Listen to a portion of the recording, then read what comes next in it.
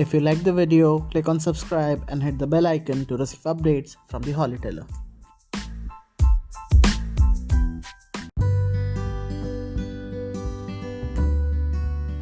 Hello दोस्तों, आज जिस मूवी के बारे में हम बात करने जा रहे हैं उसका नाम है द 100 फुट जर्नी। इस मूवी को IMDb में 7.3 की रेटिंग मिली हुई है और ये मूवी रिचर्ड मॉरिस की एक बुक पर बेस्ड है। द 100 फुट जर्नी को साल 2014 में रिलीज़ किया गया था। इस मूवी में मेनली 4 कैरेक्टर्स हैं जिनके आसपास ही ये पूरी मूवी बेस्ड है। पहला मेन कैरेक्टर है मिस्टर कदम।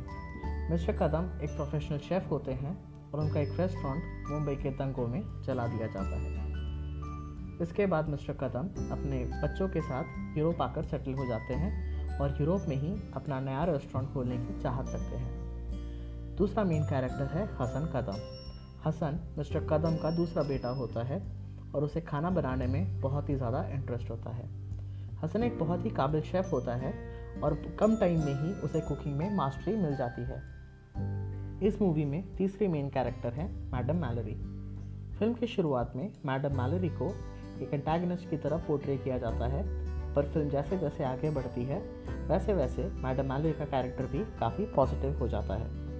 मैडम मैलरी लासुलपुरा की हेड शेफ़ होती हैं और ओनर भी होती हैं। लासुलपुरा फ्रांस के एक छोटे से गांव सेंट एंटोनियो में बेस्ड होता है और उसे एक मिशेलिन स्टार भी मिला होता है।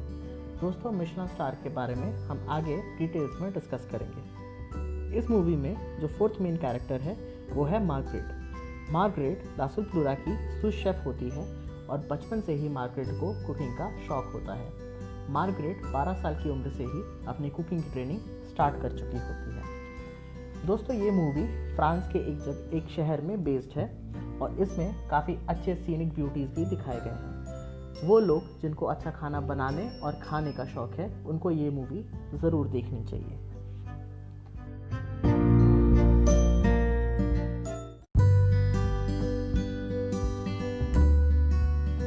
तो दोस्तों, ये कहानी है कदम फैमिली की जो मुंबई में एक रेस्टोरेंट चलाते थे। एक दिन उनके एरिया में दंगे छिड़ जाते हैं और उन दंगों में उनका रेस्टोरेंट चल जाता है और साथ ही मिसेस कदम की भी डेथ हो जाती है। इसके बाद कदम फैमिली कुछ टाइम के लिए लंदन में शिफ्ट हो जाती है, फिर वहाँ से सदर्न यूरोप में सेटल होने का डिसाइड करती है। फ्रांस के एक गाँव के पास उनकी गाड़ी खराब हो जाती है। उस गाँव का नाम होता है सेंट एंटोनियो।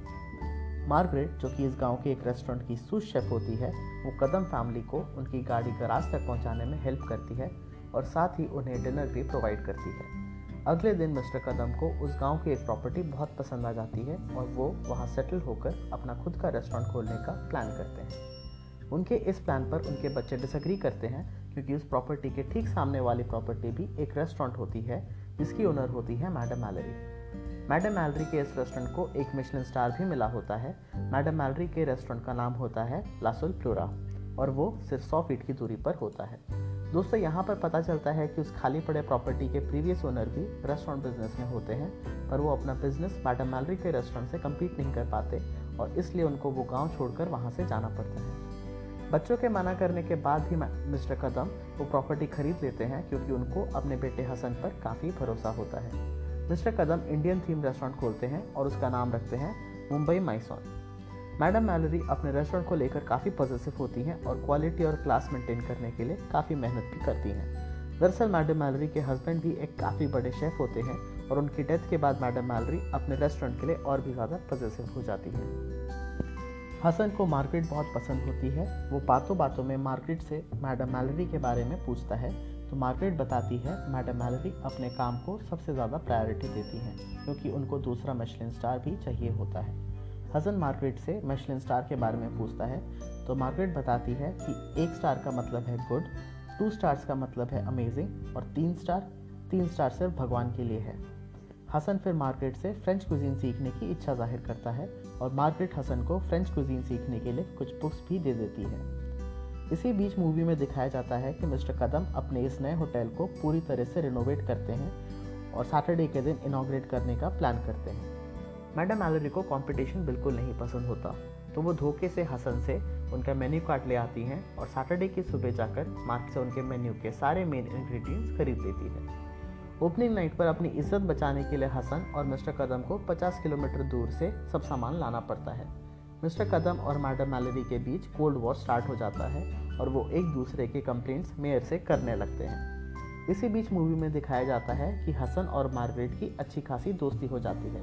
मार्गरेट हसन को बताती है कि फ्रेंच कुजीन में सबसे इम्पॉर्टेंट होते हैं उनके 5 बेसिक सॉसेस, जिनके नाम होते हैं बेशामेल, ब्लॉटली, ओलंडे, टोमेटो एंड एस्पेनोल। और मार्गरेट 12 साल की एज से ही कुकिंग में मास्टरी करने की प्रैक्टिस स्टार्ट कर चुकी होती है। इसके बाद हसन घर आकर उन 5 सॉसेस को बनाने की प्रैक्टिस करता है। अगले दिन हसन मार्गरेट को अपनी डिश उन 5 सॉस के साथ टेस्ट करने को कहता है, तो मार्गरेट उन सभी सॉस को टेस्ट करती है, जो कि मार्गरेट को काफ़ी पसंद आती है।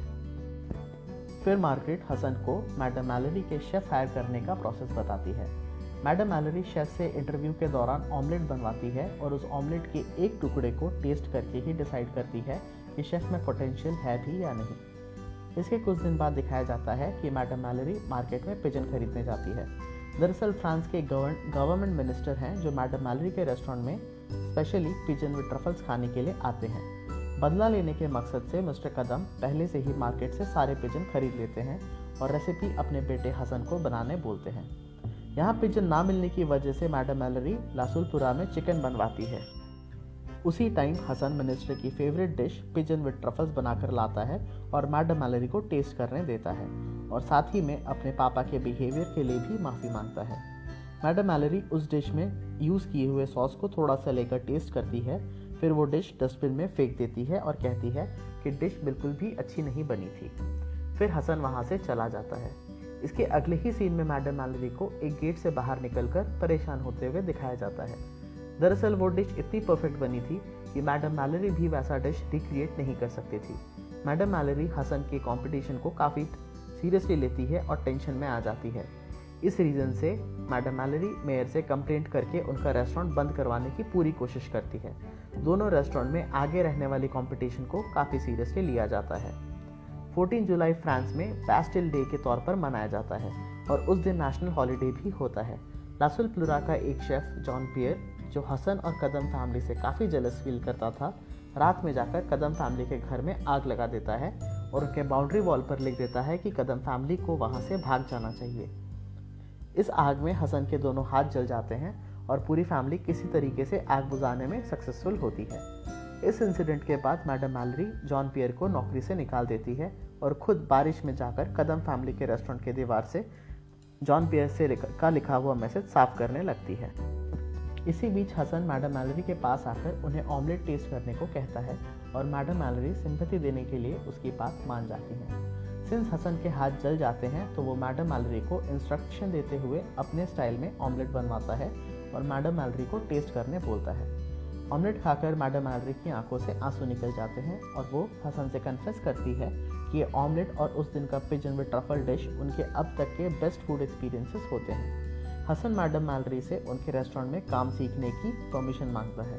मैडम मैलरी तो तुरंत मान जाती है, पर मिस्टर कदम एकदम से मना कर देते हैं। इस पर मैडम मैलरी खुद मुंबई माइसॉन रेस्टोरेंट बंद हो जाने के बाद वहां आकर पूरी रात ठंड में बैठी रहती है।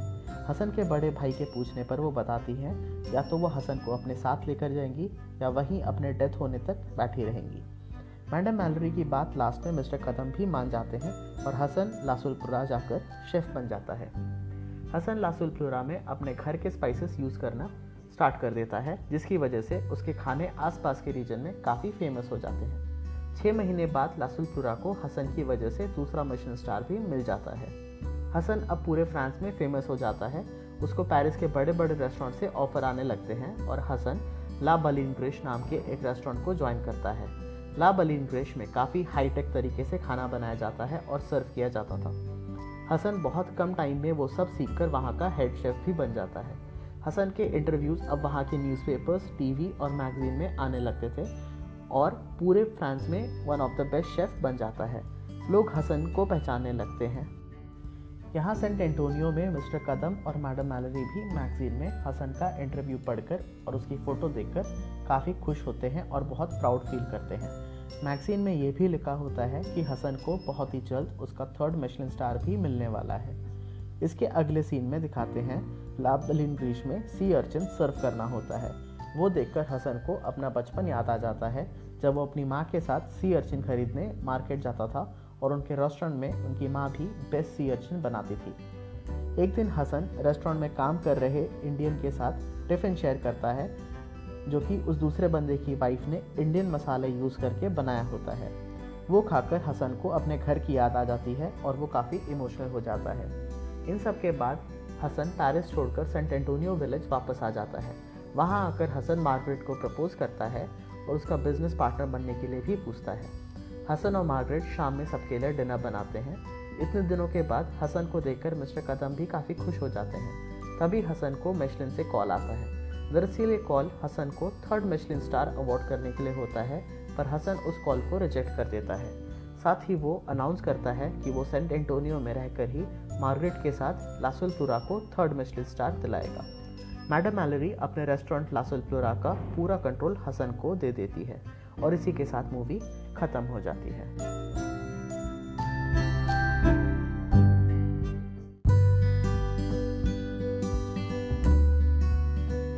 दोस्तों, दी 100 फुट जर्नी एक क्लासिक मास्टरपीस है।